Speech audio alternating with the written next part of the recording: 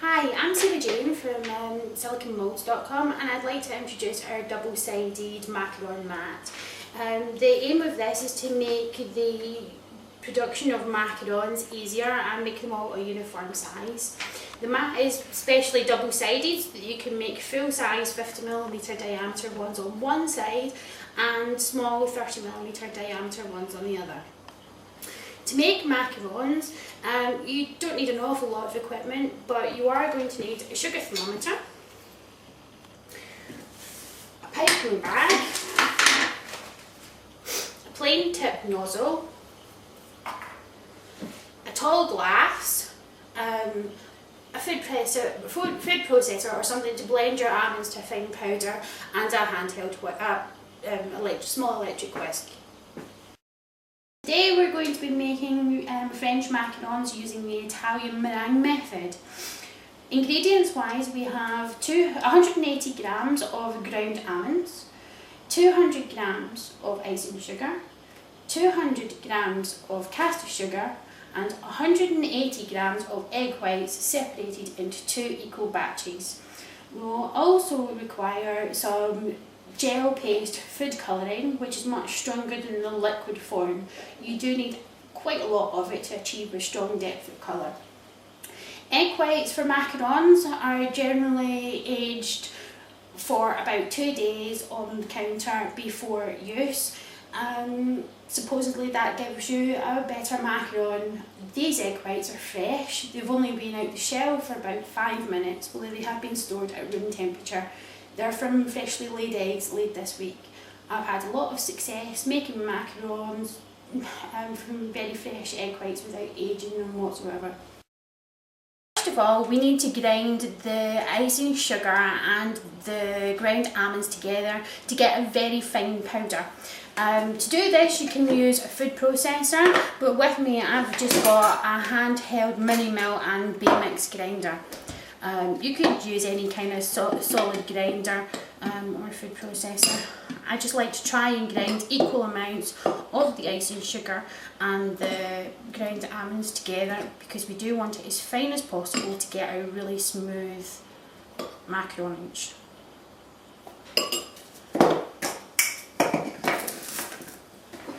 It's going to get a bit noisy.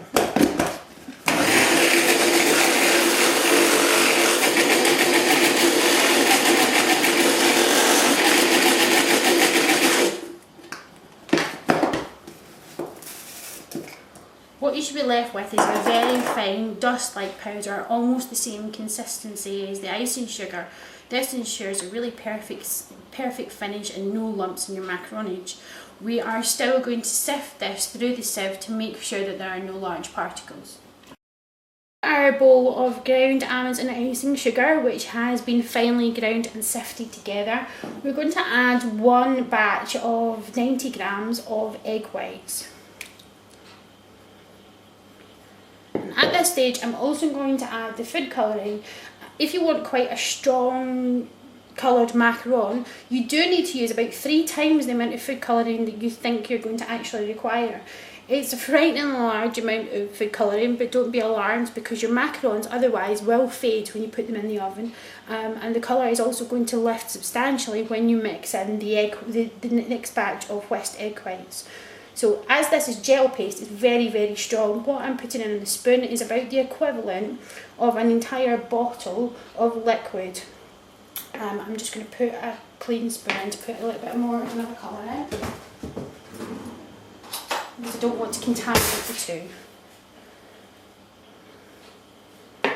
By adding some pink and some violet at the same time, it should just give it a sort of pinkish hue. Basically, we're just going to mix this together until you end up with a thick, sticky paste.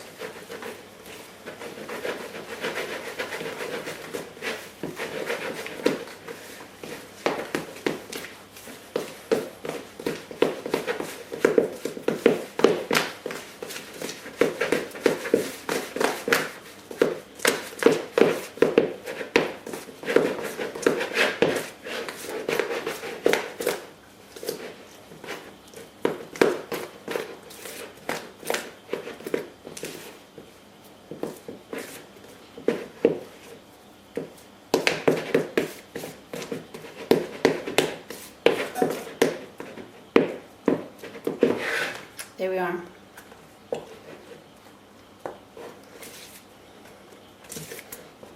Now we're going to make our meringue, which involves boiling some sugar syrup and adding it to some whisked egg whites. That will then be combined with. The next part of this is to make a sugar syrup, which involves our 200 grams of caster sugar and 80 ml of water. We're going to put those two together, bring it up to a rolling boil and boil until the temperature reaches 180 degrees on, 110 degrees on a sugar thermometer. When temperature reaches 180 degrees, we're going to start to whisk our egg whites to a firm peak. The sugar has now reached 110 degrees centigrade on the sugar thermometer, and we want to reach it to 118 degrees when we take it off. It's now time to whip the second batch of egg whites, of which we have 90 grams in this bowl here, with a tiny pinch of salt, which helps to break them down a bit quicker because they're fresh eggs. We want to whisk them to a firm peak.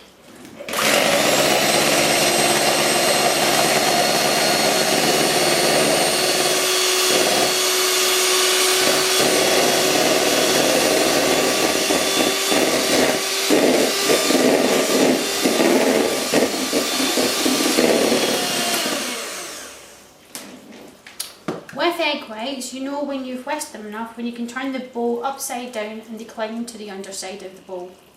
These are now ready to use. The temperature of our sugar is now up to 119 degrees, so slightly hotter than I would like, and I'm going to add that to the egg whites. We need to add it to in a slow stream and try and prevent it touching the beaters.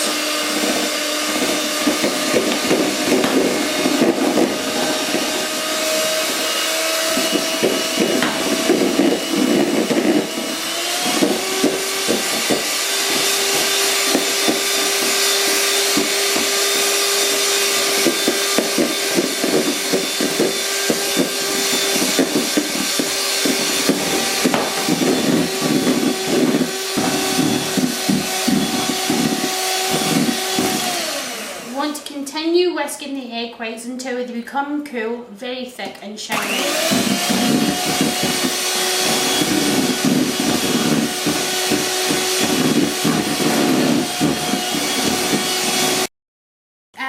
What we're going to do now is we're going to add our cooked Italian meringue to the almond paste with the food colouring that we added a little earlier. I like to add about a third first of all and mix it through to loosen it up.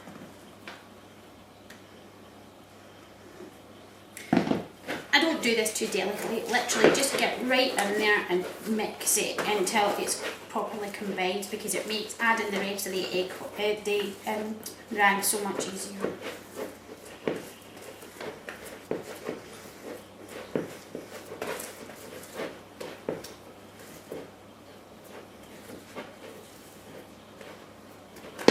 You can probably already see that the colour of the mixture is starting to lighten up as we add the egg whites.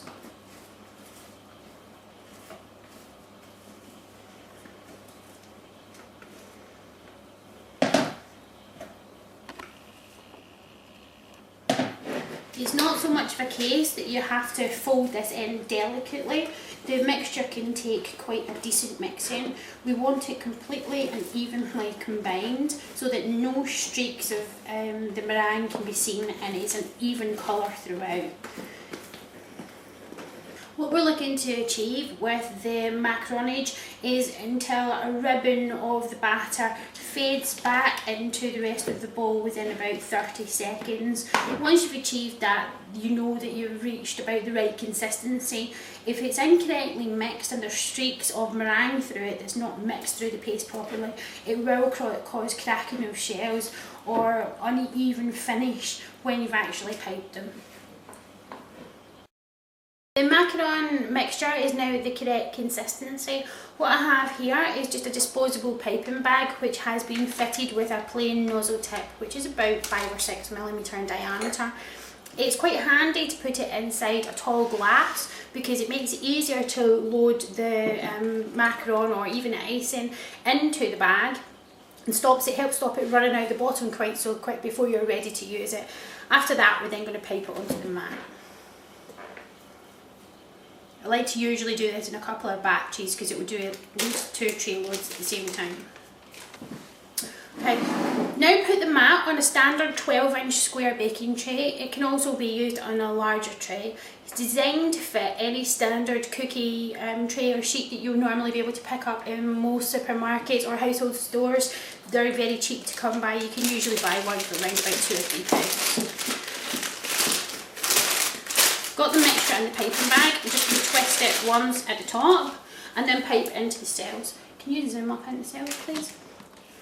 When we're piping with these, I like to pipe directly from above, and on the larger cells I like to leave about 3 or 4 millimetre space around the edge of the macarons. Normal technique would involve piping your macarons from the side without removing the piping bag from the tray. I like to pipe from above though, because as the macaronage relaxes, it relaxes centrally into the cell, which makes it easier to get an even sized macaron. The reason we are piping into the cell and leaving 3 or 4 millimetres around the outside of the mixture is because it is going to relax, and as it relaxes there is a very shallow 1 millimetre high wall which will retain the mixture to give us an even sized macaron. One batch of general mixture is usually enough to make 50 standard 2-inch diameter or 50 millimetre shells, and round about half a tray, heading towards 25-30 shells of the small size on the reverse. You can use the tray on this side, and after you've used it on this side, flip it over and use the other side before you even wash up.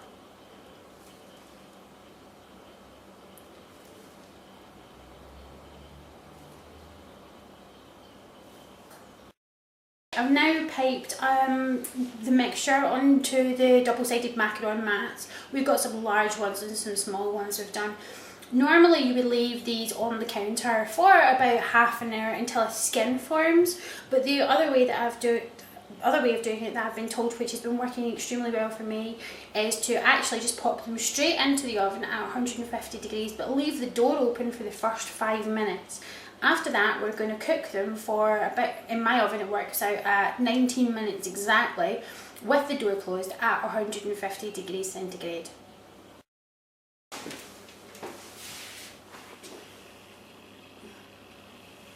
Pretty high. Which is amazing because you've got it at 150 at the bottom. Your oven thermometer is really good. I want to get it now. It doesn't shut the door.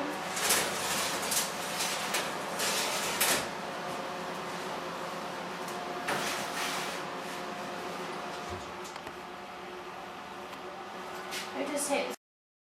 Okay, the macarons should be ready now. I'm just going to take the first tray out of the oven.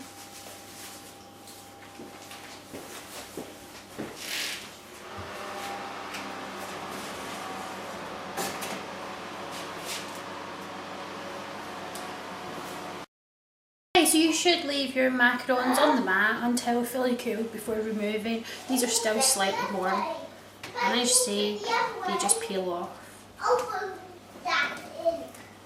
Would you say something like this is how you fill them with wild blueberry jam and lemon buttercream icing?